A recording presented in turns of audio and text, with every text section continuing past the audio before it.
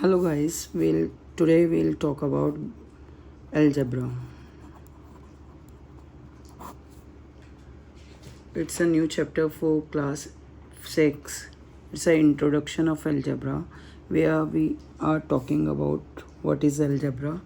इसको स्टार्ट करने से पहले हमें ये पता होना चाहिए कि कांस्टेंट्स और वेरिएबल्स क्या होते हैं.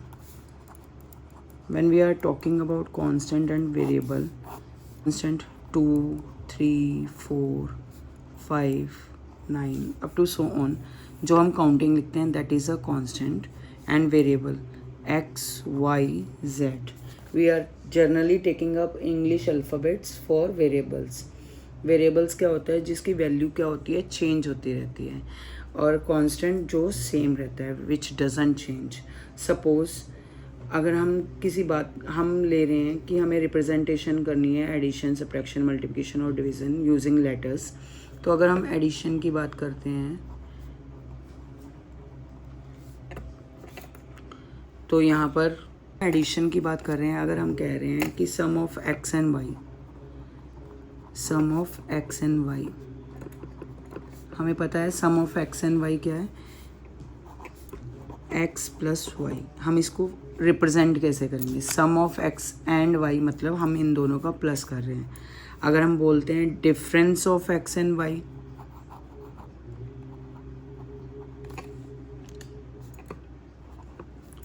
Of X and Y, that means X minus Y. और अगर हम बोल रहे हैं product of X and Y,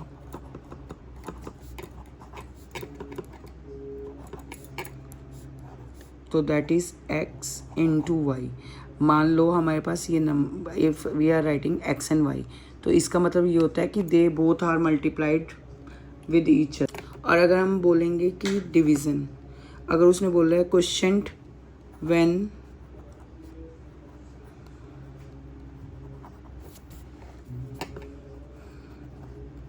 x is divided by Y, तो मतलब क्वेश्चन कब आता है, जब हम x को y से डिवाइड करेंगे, जो आंसर आएगा दैट इज क्वेश्चन. तो हमारा x by Y that is are constant questions. ठीक है. अब हमारे पास हम रिप्रेजेंट वेरिएबल वर्बल एक्सप्रेशन कैसे होता है. जैसे हमें किसी भी इक्वेशन को लिखना है, अलजेब्रिक इक्वेशन को लिखना है, तो हमें एक सिचुएशन दी जाती है लाइक 10 एडिड टू x. अगर उसने बोला है 10 added to x, that means 10 plus x. अगर वो बोलता है 12 सब्ट्रैक्टेड फ्रॉम x, इसका मतलब है 12 is subtracted from x, x में से सब्ट्रैक्ट हो रहे हैं, तो that means x minus 12. They are saying 7 times y, 7 times y, तो मतलब 7 टाइम्स का मतलब क्या होता है, 7 इंटू वाई. हम मल्टीप्लिकेशन करते हैं तो 7 टाइम्स लिखते हैं, तो 7 टाइम्स y मतलब 7 into Y. If they are saying 16 divided by y, that means 16 is divided by y. ठीक है.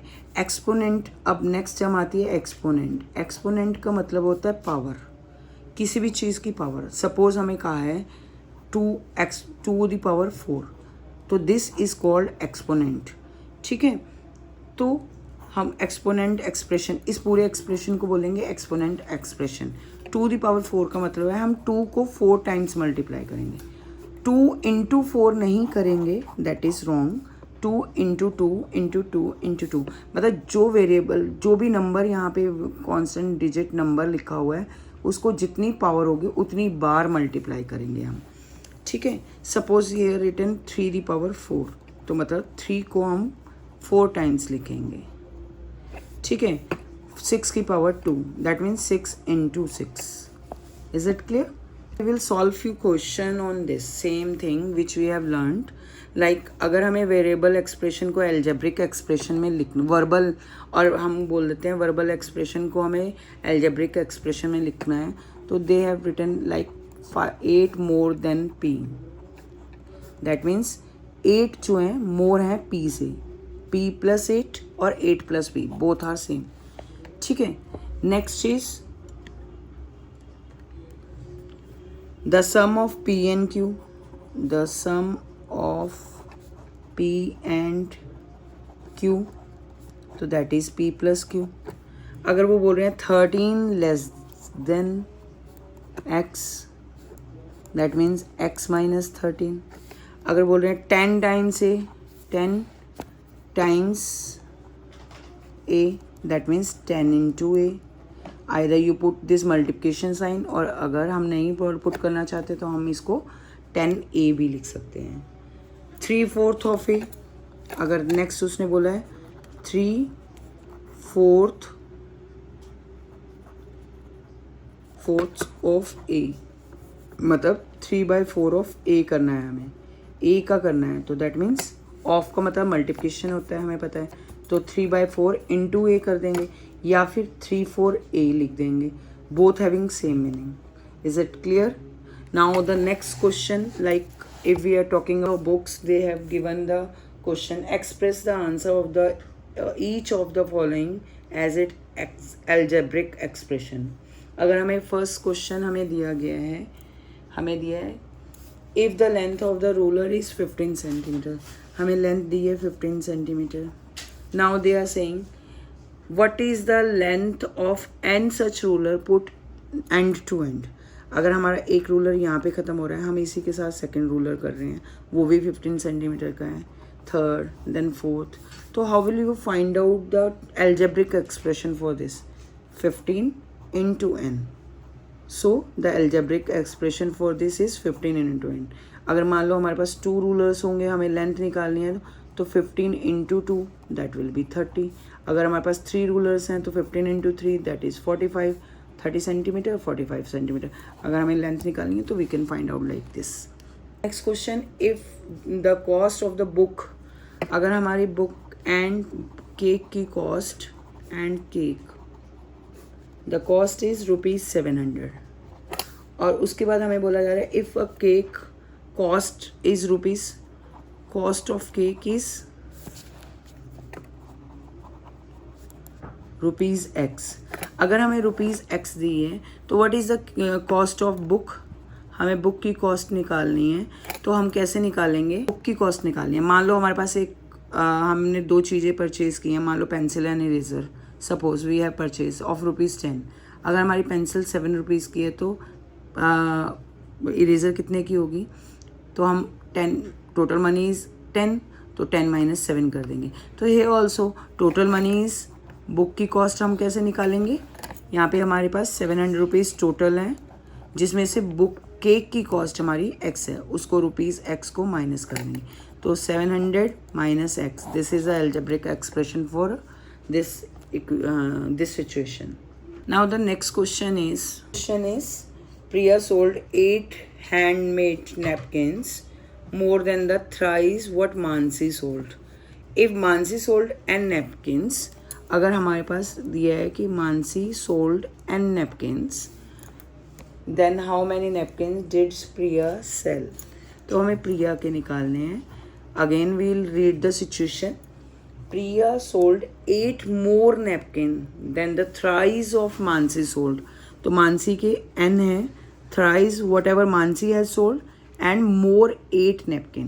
तो हमारे पास कितने आएंगे? Priya has sell, Priya has sold 3n + 8, क्योंकि उसने बोला है thrice of Mansi's napkin and 8 more than that, तो 3n + 8. So we have got the answer for this. How to solve the algebraic expression, like questions are in your exercise 8b.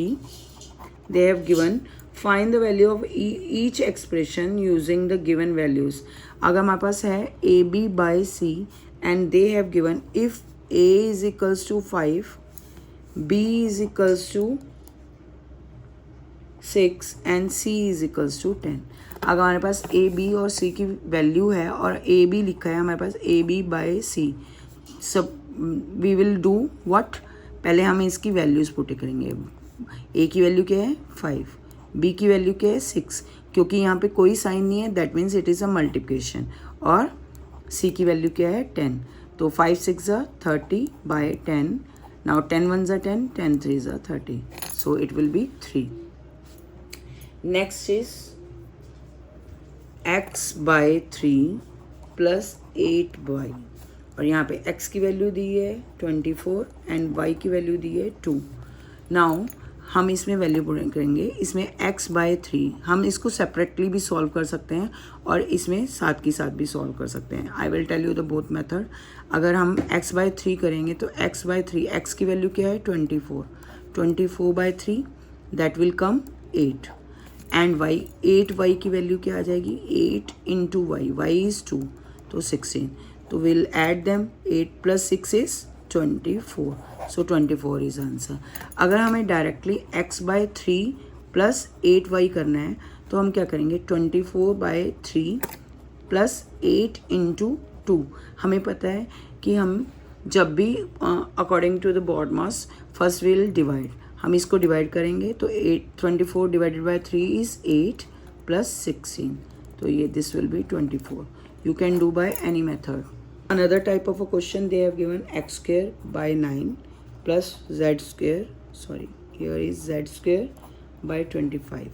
Now x square, they have given x value is 3 and z's value is 5.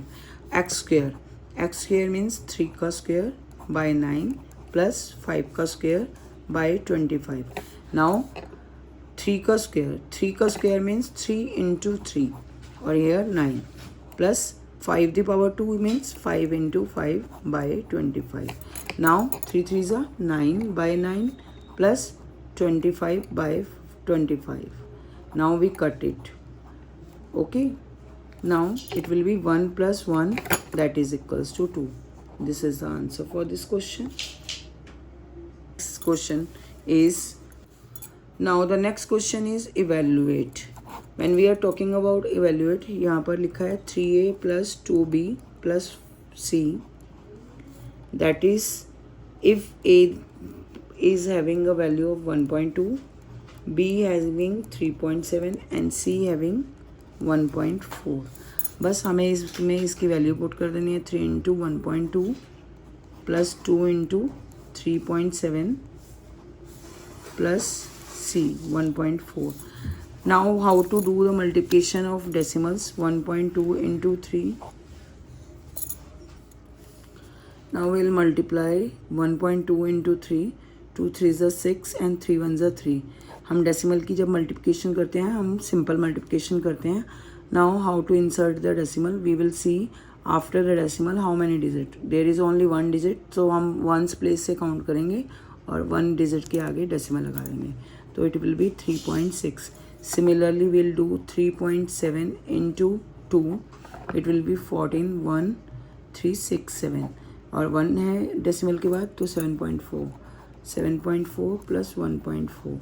Now we'll add them, 6 plus 4 is 10, 10 plus 4 is 14, 1 carry over, 3 plus 1 is 4, 4 plus 7 is 11 plus 1 is 12 and decimal के बाद यहाँ पे 1 digit है, तो this is the answer for this question. Now we are talking about algebraic generalization. यहाँ पे हमारे पास कुछ सीक्वेंस दी होती हैं, like they have given us a sequence of 1 4 9 16। अगर हमारे पास 1 4 9 16 आ रहा है तो अगर हम ऐड करके देखें 1 plus 3 is 4, 4 plus 5 is 9, 9 plus 7 is 16। और या फिर हम कह सकते हैं ये है 1 2 का पावर 2, 3 की पावर 2, 4 की पावर 2, तो हम इससे जनरलाइज करते हैं दिस इज़ n स्क्वायर। तो अगर हमें बोला जाएगा find out the nth term of this sequence, तो हम कैसे निकालेंगे, हम इससे निकालेंगे n स्क्वायर। अगर nth है तो n स्क्वायर। अगर हमें बोला जाएगा 10th, find the value of 10th number or a 10th digit in this sequence, so how will we find it out? तो n की जगह हम 10 पुट कर देंगे, 10 की power 2 is 10 into 10 and that will be equals to 100. Make अगर हमें उन्होंने 2 मैथ स्टिक्स ली हैं और हमारे पास ये इनको ज्वाइन करके हमारे पास ये बन रहा है।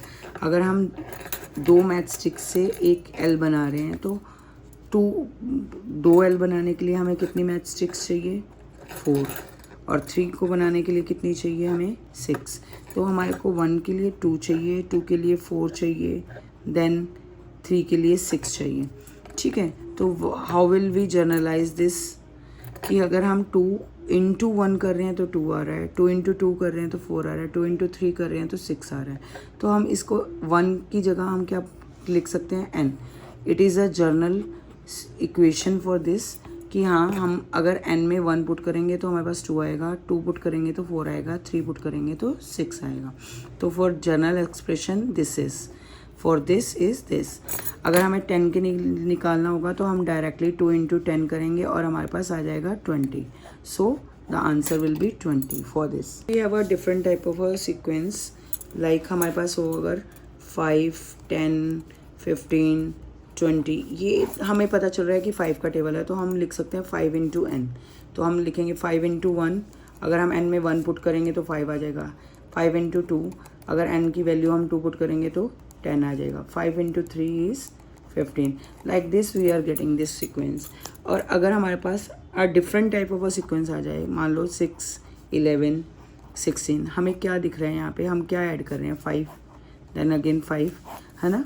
तो हम 5 5 ऐड कर रहे हैं। तो व्हाट वी कैन से, अगर हमें इसके लिए जर्नल इक्वेशन एल्जेब्रिक एक्सप्रेशन लिखना हो और सीक्वेंस के लिए, तो हम क्या करेंगे, 5, because 5 is add in all, तो 5 into n, n is a journal expression for it. अगर हम 5 इंटू n कर रहे हैं तो 5 इंटू 1, अगर हमें n की वैल्यू 1 पुट कर रहे हैं तो हमारे पास तो 5 ही आ रहा है, बट हमें क्या चाहिए, 6, तो हम इसमें +1 लिख देंगे। तो बाय दिस, अगर हम n की वैल्यू 1 पुट कर रहे हैं तो 5 + 1 इज़ 6। अगर हम 5 इंटू 2 + 1 कर रहे हैं तो कितना आ रहा है हमारे पास, 5 2 = 10 + 1 11।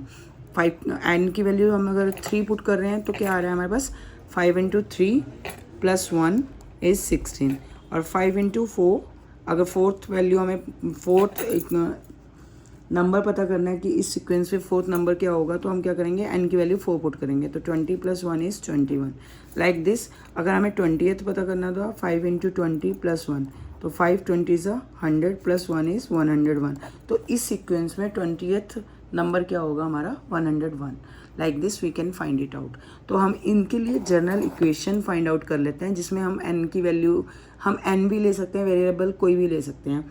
तो स्मॉल लेटर से डिनोट कर रहे हैं हम यहाँ पे, ठीक है। तो हम n की वैल्यू कुछ भी, जब हम 1 से पुट करना चाहेंगे तो हमारी इक्वेशन वही, हमारी सीक्वेंस वही आनी चाहिए जो हमें चाहिए, ठीक है। Like one more example I am taking up, if they have given 16, 19, 22, 25, now they are asking for nth term, कि इसकी nth टर्म क्या होगी। हमें nth टर्म बनाने के लिए हमें देखना पड़ेगा हम क्या ऐड कर रहे हैं इसमें, 3, देन अगेन 3, मतलब एक जर्नल चीज़ है कि हम इसमें 3 पुट ऐड कर रहे हैं, तो हम 3 इंटू n कर लेते हैं, 3n, ठीक है। अब 3n, अगर हम इसमें 1 पुट करेंगे तो 3 प्लस व्हाट विल बी 16, 13, तो हम यहाँ पे 13 लिखेंगे, ठीक है। अब अगर हम 3 में 1 पुट कर रहे हैं तो 3 into 1 + 13, that will be equals to 16। और अगर हम 3 में 2 वैल्यू पुट कर रहे हैं तो क्या आ रहा है, 3 2 = 6, 6 + 13 इज़ 19। तो दैट मीन्स हम ये इक्वेशन फाइंड आउट कर पा रहे हैं। तो हमारी nth वैल्यू जो उन्होंने पूछी है वो आ गई 3n + 13। और अगर हमें 100th टर्म पूछी होगी, उन्होंने पूछा है 100 टर्म, 3 इंटू 100 + 13, तो 3 into 100 is 300 + 13, so that will be coming 313. So like this we can find out the journal n term for this, और उसके बाद जिस भी टर्म की वैल्यू पूछी होगी हम वो निकाल सकते हैं। Thing in this few terminologies are there like polynomial,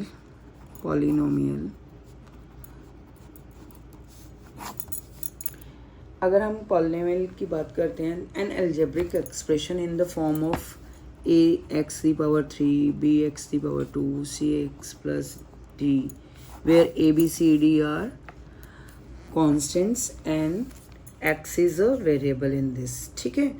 तो हम ये होते हैं variables. Now in the polynomial, power of a variable is a non negative number. जो पावर है हमारी वो नॉन नेगेटिव नंबर होनी चाहिए, तभी वो जो होगा एल्जेब्रिक एक्सप्रेशन होगा।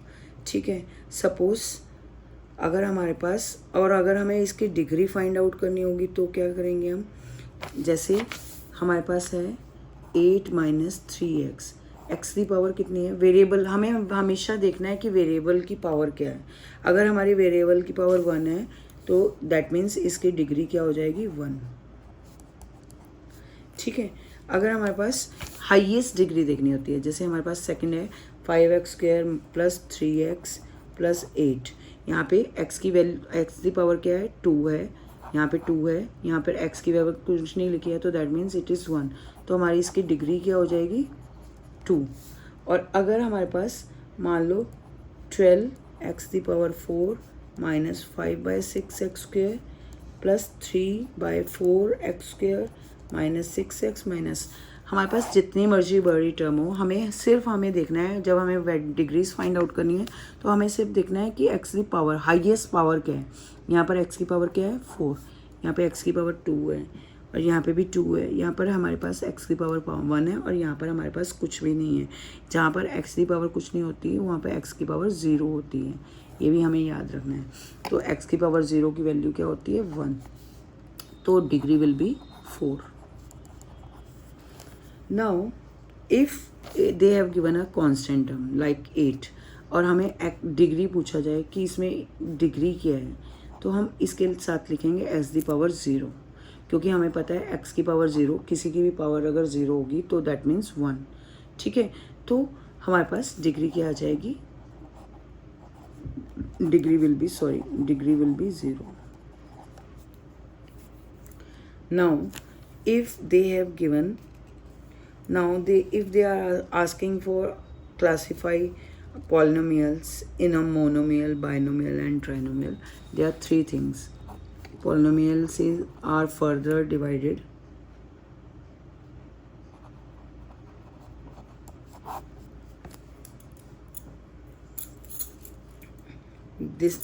First we have talked about the degree.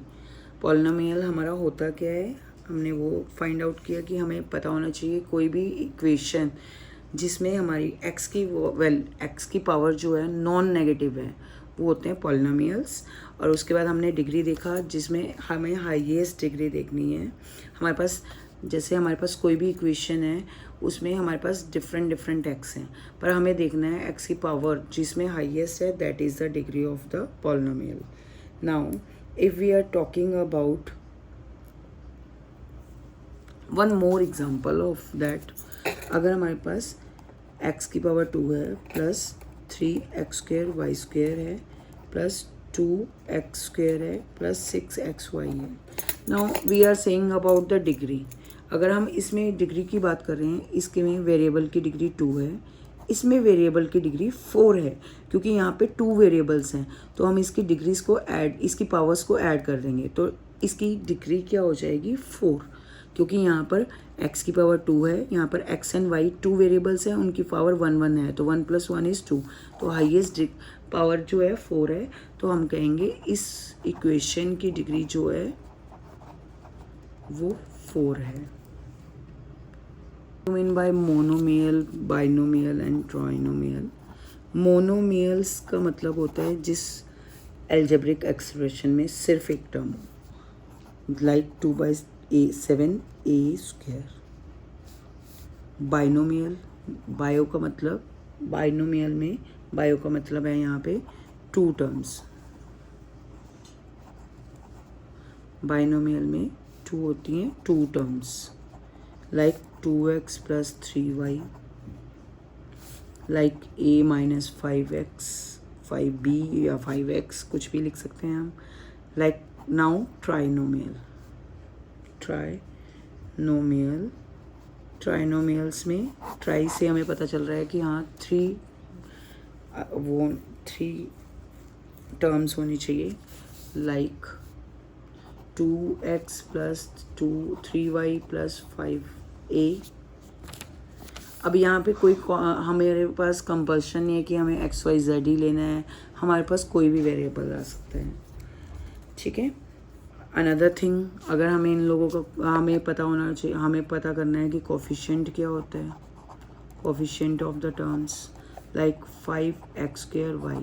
अगर हमें y का कोफिशिएंट फाइंड करना है इस टर्म में, तो y के आगे जितनी भी टर्म है, either it is a negative either it is a positive, with that sign we will write down 5x²। Suppose I have a number 6x²y² z, और हमें पता करना है what is the coefficient of z, तो हमें पास -6x²y², जो भी इसके साथ होगा that is its coefficient. Now if we have to find out which terms are polynomials, तो how will we find it out? हमारी जो टर्म्स हैं वो नॉन नेगेटिव होनी चाहिए। अगर हमारे डिनोमिनेटर में कोई भी x की पावर आ रही है तो that is not a polynomial. Like suppose अगर हमारे पास आ रहा है x+1/x, तो ये x जो है डिनोमिनेटर में आ रहा है, ठीक है। तो इसको जब अगर हम सॉल्व करें तो हम लिखेंगे, अगर हम इसको न्यूमरेटर में ले जाना चाहिए, ये डिवाइडेड में नहीं होना चाहिए, हमारा वेरिएबल कभी भी डिवाइड में नहीं होना चाहिए। अगर वो डिवाइड में है तो that means it is not a polynomial. और अगर हमें इसकी we have an example like x² -1/x² + 2। अगर हमें इसमें देखना है ये डिनोमिनेटर में है तो this is not a polynomial, not a polynomial. Suppose हमारे पास आ रहा है 81x² + 4xy -9y² -6, तो इसमें हमारे पास डिनोमिनेटर में सब जो पावर्स हैं वो पॉजिटिव हैं, तो दीज आर कॉल्ड पॉलिनोमियल। और इस इंस्टेड ऑफ दिस 2/, अगर हमारे पास अनदर इक्वेशन है 2/x + 3/x² -4x² -2x + 3, तो ये क्योंकि इसके डिनोमिनेटर में हमारे पास x² है, x है जिसकी पावर ऊपर जाएंगे, अगर हमें उसको ऊपर लिखेंगे तो 2 × x⁻1। इस x को ऊपर लेके जाएंगे तो हम रिवर्स करें तो इसकी पावर क्या हो जाएगी -1, और 3/x² है तो -2, तो दीज x² माइनस में आ गए ना, तो these are not a polynomial. I hope you understand each and everything. मैंने बहुत शॉर्ट में इस पूरे चैप्टर को कवर किया है। आई होप यू अंडरस्टैंड, और अगर नहीं कोई भी प्रॉब्लम है you can ask me in the comment box, and I hope this will be helpful for you. Thank you and have a nice day.